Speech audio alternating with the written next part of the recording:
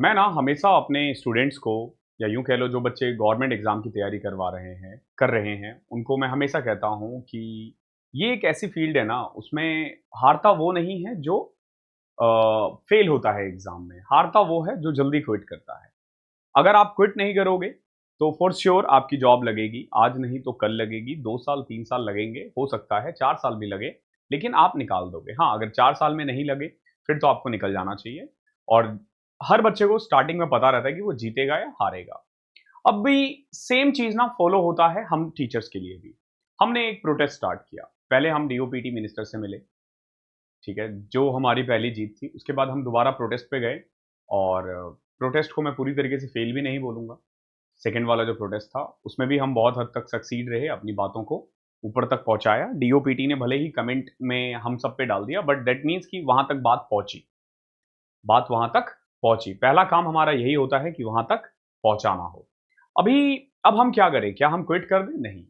अब ना हमारा एक लास्ट होप है और इस लास्ट होप के लिए कुछ वीडियोज़ बनाई गई है।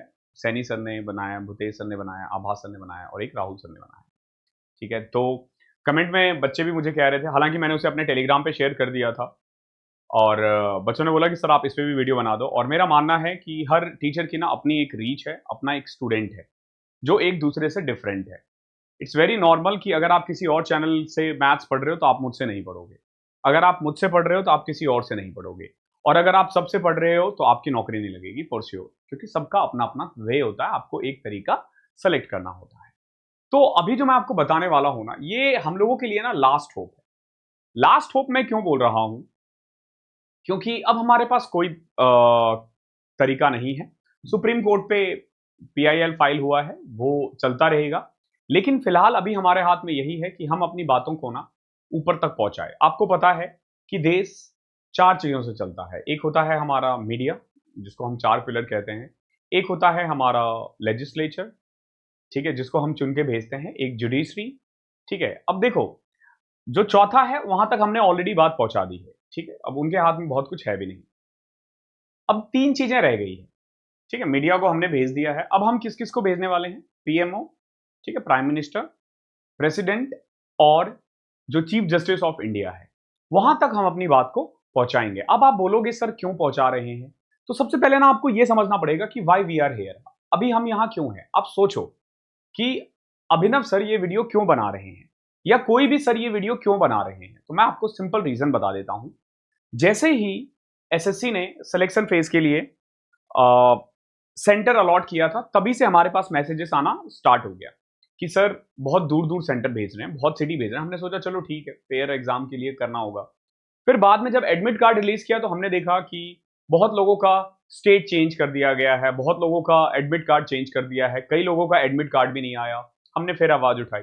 क्यों? क्योंकि आपके साथ कुछ भी होता है ना, तो आप सबसे पहले हमें कांटेक्ट करते हो। अब हमें कांटेक्ट करने के आपके पास बहुत तरीके होते हैं। बहुत बच्चों के पास व्हाट्सएप नंबर है, बहुत बच्चे कमेंट करते हैं, बहुत बच्चे इंस्टाग्राम में पहुंचते हैं, बहुत बच्चे टेलीग्राम से कनेक्ट करते हैं, लेकिन आप हमारे तक अपनी बात पहुंचाते हो, तभी हम आपके लिए होते हैं। सेम गोज फॉर जिस दिन एग्जाम हुआ, हमने आपकी बात रखी कि एग्जाम में ये प्रॉब्लम आई है, सेंटर्स बहुत गंदा अलॉट किया गया है, क्वेश्चंस में ये प्रॉब्लम है, ठीक है, वेंडर में ये प्रॉब्लम है, जो एग्जाम कंडक्टिंग एजेंसी है वो सही से काम नहीं कर रही है, या जो सेंटर्स है वहां पे लोग बदतमीजी कर रहे हैं बच्चों से। तो हम टीचर्स इसीलिए आपके लिए खड़े रहे। अब क्या पता, सोचो, क्या पता प्राइम मिनिस्टर को पता ही ना हो कि एसएससी क्या कर रही है या बच्चों के साथ क्या हो रहा है। क्या पता सुप्रीम कोर्ट को पता ही ना हो कि आपके साथ क्या हो रहा है। क्या पता प्रेसिडेंट ऑफ इंडिया को पता ही ना हो कि आपके साथ क्या हो रहा है। आप बोलोगे सर ऐसा कैसे हो सकता है, देश में इतनी सारी चीजें चलती है, इतना सारा मीडिया कवरेज मिला है, तो इनको क्यों ना पता चले। देखो, ये देश की बात हो रही है। अब देश में ना अभी अगर मैं एट अ टाइम बोलूँ ना, तो हम पचासों प्रॉब्लम बता सकते हैं कि अलग-अलग जगह बादल फट रहा है, कहीं बाढ़ आई हुई है, ठीक है? कहीं पे दंगे हो रहे हैं, कहीं पे इलेक्शन है, कहीं कुछ है, कहीं कुछ है। उधर ट्रम्प अलग से पगला गया है। तो भैया सब कुछ को टैकल करना होता है, सब कुछ टैकल करना होता है। सुप्रीम कोर्ट को देख लो, कितनी चीज़ों में बिज़ी होते हैं। अभी थोड़े दिन पहले कुत्तों के चक्कर में बिज़ी थे, ठीक है? अभी फिर सर के पीछे बिज़ी हैं वो, जो चुनाव इंसिडेंट है।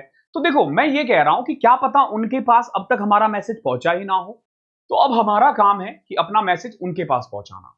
जब मैं हम कहता हूं, यहां स्टूडेंट से मतलब है, टीचरों से नहीं, बिकॉज कि हमने ये सुना है, आपने ये फेस किया है, हमने ये सुना है, आपने ये फेस किया है, तो आपको लिखना है, ये अपनी बात आपको पहुंचानी है। तो मैं अभी बताऊंगा क्या क्या चीजें कर सकते हैं हम, कैसे कैसे आप अपनी बात को पहुंचा सकते हो, और जो मेरा एक्सपीरियंस है 6.5-7 साल का, वो भी मैं आपको बताऊंगा कि कैसे अगर आप लिखोगे, किन चीजों से इंपैक्ट ज्यादा होता है। इट माइट बी पॉसिबल कि मेरा व्यू थोड़ा सा डिफरेंट हो बाकी टीचरों से, इसका मतलब ये नहीं हुआ कि मैं उसके अगेंस्ट हूं। ध्यान रखना, वी आर टुगेदर, ठीक है। चीजों को देखने का तरीका सिंपल होता है कि ये बॉटल में पानी आधा भरा है या आधा खाली है, इसका मतलब हम अगेंस्ट नहीं है, ठीक है। और अगेंस्ट तो खैर नहीं, बट मैं थोड़ा सा आपको अलग ओपिनियन दे सकता हूं अपना, ठीक है। एक और चीज आपको ना अपने लिए खुद लड़नी पड़ेगी। तो पहले तो नीचे कमेंट करना आई विल डू इट। दूसरा ना, आपको इसे अपने दोस्तों के पास पहुंचानी है, उनको बोलना है कि हमें क्यों ये लिखना है। शायद आपको लग रहा होगा कि नहीं सरकार ऐसी है, ये भाई सरकार बदलने के लिए नहीं है, हम पढ़ने पढ़ाने के लिए है। सरकार बदलने के लिए है विपक्ष, जिनको आती है राजनीति। हम अपनी बात रखेंगे और यहां पे आपको करना पड़ेगा। तो नीचे मैं चाहता हूं कि आप कमेंट करो, ज्यादा से ज्यादा कमेंट करो, ठीक है। I will do it sir, ठीक है। अपने लिए लड़ना जारी रखूंगा मैं। तो सबसे पहले आपको करना क्या है, 3 एनवेलप लेना है, ठीक है। पीला लिफाफा ही लेना है, ध्यान रखना 3 है। हम एक प्राइम मिनिस्टर ऑफ इंडिया को लिख रहे हैं, एक हम प्रेसिडेंट को sorry chief justice of India को लिख रहे हैं, और एक हम प्रेसिडेंट ऑफ इंडिया को लिख रहे हैं, ठीक है। ध्यान रखना, ये आपको स्पीड पोस्ट करना है। स्पीड पोस्ट आप इसलिए करोगे ताकि 3 से 4 दिन के अंदर पहुंच जाए, ज्यादा टाइम आप ना लगे। जो दिल्ली में है वो तो 2 दिन में पहुंचा देंगे, लेकिन जो बाहर से है वो उनको टाइम लगेगा। तो देखो आपको करना क्या है, सबसे पहले तो 2 यहां पे लिखना है, आप भेज रहे हो। 3 येलो कलर का इन्वेलप खरीदना, ध्यान रखना येलो कलर का, ठीक है, उसका अलग इंपैक्ट होता है। देन यहां पे आपको एसएससी लिखना है। एसएससी लिखने से क्या होगा कि जैसा कि जब मैं डिपार्टमेंट में था ना, तो हमारे पास बहुत सारे लेटर्स आते थे, तो ऊपर जब वो लिख देते थे ना, तो हमें पता चल जाता था ये किस सेक्शन से पर्टेन कर रहा है, और हम डायरेक्ट उसको वहां भेज देते थे, ठीक है। और उसको ना अलग से, क्योंकि देखो जब आप सुप्रीम कोर्ट ऑफ इंडिया की बात कर रहे हो ना, क्या पता कितने बड़े बड़े, हमसे भी बड़े बड़े प्रॉब्लम्स तो हो सकता है ना देश में, क्या पता उनकी भी लेटर हो और हमारे चक्कर में उनका लेटर पीछे छूट जाए, तो वो भी नहीं होना चाहिए। इसीलिए मैं बोलूंगा एसएससी लिख देना। जब यहां फॉर्म लिखोगे ना, तो अपना नंबर, मोबाइल नंबर जरूर डालना, और एड्रेस, ठीक है। ये तीनों चीज आपको लिखना है। मोबाइल नंबर ताकि उनको वो ट्रैक कर सकें कि जेन्युइन है या नहीं है। मैं नहीं लिखूंगा, मैं ये नहीं भेजूंगा, और मेरा ये पर्सपेक्टिव है कि टीचरों को ये नहीं भेजना चाहिए, ये स्टूडेंट को भेजना चाहिए, ठीक है। क्योंकि we are not the one जो एग्जाम दे रहे हैं। मैं ये भी नहीं बोलूंगा अपने दोस्त के बिहाफ पे आप लिखो, अपने दोस्त को बोलो लिखे, हाँ तुम लिख दो, लेकिन साइन नाम सब कुछ दोस्त के नाम होना चाहिए, ठीक है। जिसने एग्जाम नहीं दिया है वो ना लिखे, जिसने एग्जाम नहीं दिया है वो ना लिखे, क्योंकि आपको पता नहीं कि क्या हुआ है, ठीक है। थोड़ा जेन्युइन रहना है हमें इस केस में, ठीक है। अब देखो लिखना क्या है, सबसे पहले एक चीज और ध्यान रखना, जब आप ये लिफाफा भेजोगे उसमें ना एडमिट कार्ड जरूर अटैच करना, और सेल्फ अटेस्टेड होना चाहिए, खुद का साइन कर देना और सीधे नंबर, ताकि वेरीफाई हो सके कि वो आप ही ने भेजा है, किसी और ने तो आपका नहीं भेजा है। अपना ही नंबर डालना, किसी और का नंबर मत डालना। डोंट वरी, नंबर से कुछ नहीं होता, ऐसा नहीं कि वो आपको परेशान करेंगे, बिल्कुल भी नहीं करेंगे, ठीक है। मैं डिपार्टमेंट में रह चुका हूं, I know they are working for us, ठीक है। हमें ना इनकी इंटीग्रिटी पे सवाल नहीं करनी चाहिए। We are no one to doubt on their integrity. हमें बस अपनी बात रखवानी है, आपको जैसे रखना है आप करो, बट हमारी मांगे पूरी करनी, ठीक है। अब देखो, सबसे पहले देखो लिखने का ना एक तरीका होता है, ठीक है। जो बच्चे इन फ्यूचर कभी भी ऐसे वगैरह सॉरी लेटर वगैरह लिखेंगे ना, तो आपको ना इन पैटर्न को फॉलो करना चाहिए, ठीक है। ये फ्रॉम यहां पे भी हो सकता है, यहां पे भी हो सकता है। बहुत सारा डिपार्टमेंट अभी इसको फॉलो करता है, बहुत सारा डिपार्टमेंट यहां, मैं 2 डिपार्टमेंट में की बात बता रहा हूं, एक में यहां लिखा जाता है, एक में यहां लिखा जाता है। तो फॉर्मेट वॉन्ट मैटर, ठीक है। देन ये यहां तक बिल्कुल सेम रखना है, बिल्कुल सेम रखना है, ठीक है। रिस्पेक्टेड सर तक बिल्कुल सेम रखना है। इसके बाद आप हिंदी में लिखो, इंग्लिश में लिखो, कोई फर्क नहीं पड़ता। बहुत लोगों को लगता है कि नहीं पूरा हिंदी में लिखना है या पूरा इंग्लिश में लिखना है, ना ना ना ना ना, you can use your on language. आप आधा इंग्लिश में लिखो, आधा हिंदी में लिखो, कोई फर्क नहीं पड़ता। मैं आपको बताता हूं, ठीक है, ये थोड़ा सा गवर्नमेंट डिपार्टमेंट के बारे में मैं बार बार बात करूंगा। जब आप चेन्नई या फिर ऐसे स्टेट की बात करते हो जहां पे ना हिंदी नहीं बोली जाती है, तो वहां आप देखोगे लेटर्स में क्या होता है कि जो हेडिंग होता है ना यहां तक, ठीक है, ये इंग्लिश में होता है, हिंदी में होता है, ठीक है। रिस्पेक्टेड सर तक नीचे भी ये हिंदी में लिख देंगे और बीच का पैरा वो इंग्लिश में लिख देंगे, ठीक है, इससे क्या होता है, हिंदी भी प्रमोट हो जाता है और हम अपनी बात भी रख देते हैं, क्योंकि वो they are more fluent in English than Hindi. तो अपनी बात को अच्छे से रखने के लिए ना आपको अपनी लैंग्वेज सेलेक्ट करनी पड़ेगी जिसमें आप रख सकते हो। ऐसा कहीं नहीं है कि इंग्लिश में लिखोगे तो ज्यादा इंपैक्ट होगा, हिंदी में लिखोगे तो कम इंपैक्ट होगा। ठीक है, तो to honourable prime minister of India South Block Raisina Hill होता है, मैंने रैना हिल लिख दिया, ये स्पेलिंग गलत है ये। ठीक है, राइसीना हिल होता है ये। ठीक है, तो एक चीज हमें ये ठीक करना पड़ेगा। ठीक है, 2 मिनट देना मुझे। उसके अलावा देखो सब्जेक्ट क्या है, urgent representation regarding irregular in SSC exam. ठीक है, रिस्पेक्टेड सर। अब देखो पहला पैरा में क्या लिखना है, आप कौन हो, अपने बारे में बताना कि एक एसएससी एस्पिरेंट हूं मैं, इतने तारीख को मैंने ये एग्जाम दिया था और ये मैं क्यों लिख रहा हूं कि ये प्रॉब्लम आई। अब आपकी क्या प्रॉब्लम है, प्रॉब्लम देखो इसको हम बॉडी कहते हैं। ठीक है, प्रॉब्लम फेस बाय यू, क्या क्या प्रॉब्लम आई है स्टेप बाय स्टेप लिखना। स्टेप बाय स्टेप के लिए ना ये बहुत अच्छा आभास सैनी ने भेजा है, आभास सैनी भाई जो है उन्होंने बहुत बढ़िया बनाया है ये। ठीक है, कि सबसे पहले ना हमें एग्जाम सेंटर एलोकेशन में प्रॉब्लम हुई। ठीक है, जिसको प्रॉब्लम हुई वही। अब ऐसा नहीं है कि आपके घर के पीछे सेंटर है और आपने लिख दिया कि मेरा एग्जाम सेंटर दूर भेज दिया। झूठ नहीं लिखना, झूठ नहीं लिखना है, आपको सच में वही लिखना है जो आपके साथ हुआ है। अगर आपका एग्जाम बहुत फ्लुएंटली नहीं, मतलब फ्लुएंटली गया है, बहुत स्मूथली गया है, तो आप मत लिखो ये। ठीक है, 500,000 भी पहुंच गए ना तो बहुत इंपैक्ट होगा, लेकिन हाँ 500,000 पहुंचना चाहिए, ये नहीं कि 4 बच्चे लिख रहे हैं। ठीक है, तो एग्जाम डिस्क्लोज कितने दिन पहले हुआ, ये तो सबके साथ प्रॉब्लम हुई होगी कि 2 दिन पहले हुआ है, तो इसमें आपको जरूर लिखना चाहिए ये। ठीक है, और ट्रेवल का टाइम नहीं मिला आपको, इस पे तो आपको लिखना ही चाहिए। ये मुझे लग रहा है जिसका भी सेंटर दूर पड़ा है उनको ये प्रॉब्लम आई है, और एडमिट कार्ड 3 दिन पहले रिलीज हुआ है, 2 दिन पहले सेंटर पता चला, ये सबको प्रॉब्लम है। मैं आपको बता दूं, जब हम ऑफलाइन देते थे ना एग्जाम, तो उस समय गूगल मैप वगैरह इतना नहीं था, तो हम ना एग्जाम से एक दिन पहले जाके सेंटर देख के आते हैं। मैं आपको बताता हूं, मेरा ना एग्जाम एक बार जयपुर पड़ा था, एक बार अलवर पड़ा था। मैं एक दिन पहले गया था। अब जैसे मान लो मेरा एग्जाम कल है, तो आज सुबह गया हूं मैं, सुबह पहुंच गया हूं मैं, और आज के दिन हम लोग सेंटर देखने के लिए जाते थे बस, कि सेंटर यहां पे है, ताकि हमें पता चले कि कितना टाइम लगता है पहुंचने में और कैसे पहुंचना है। ठीक है, लेकिन अब तो चलो मैप है, ये नहीं होता, बट स्टिल क्या 2 दिन पहले, अरे ट्रेन का टिकट तो करना है। फिर अगर आपका लास्ट मिनट चेंज हुआ है तो ही लिखना है, ऐसे नहीं कि सबको लिखना है, कॉपी पेस्ट मत कर देना। इसीलिए अपनी लैंग्वेज में लिखनी है, हिंदी में लिखो, खराब ग्रामर में लिखो, बस अपनी बात रख देना अच्छे से।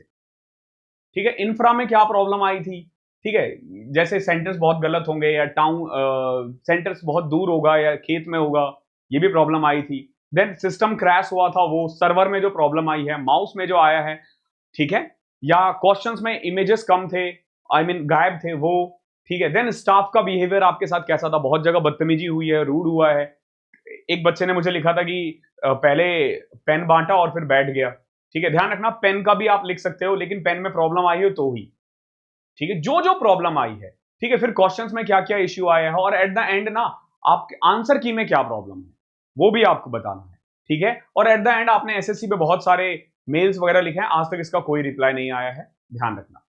तो एक प्रॉपर पैटर्न है, आप इसकी हेल्प ले सकते हो कि ये हमें लिखना है। ठीक है, और वे देखो दूसरे पैरा में ये सारा लिख देना। तीसरा पैरा में आपको क्या लिखना है कि कैसे इसने आपको इंपैक्ट किया है, कैसे इसने आपको इंपैक्ट किया कि सर मेरी तैयारी थी, मैं यहां गया।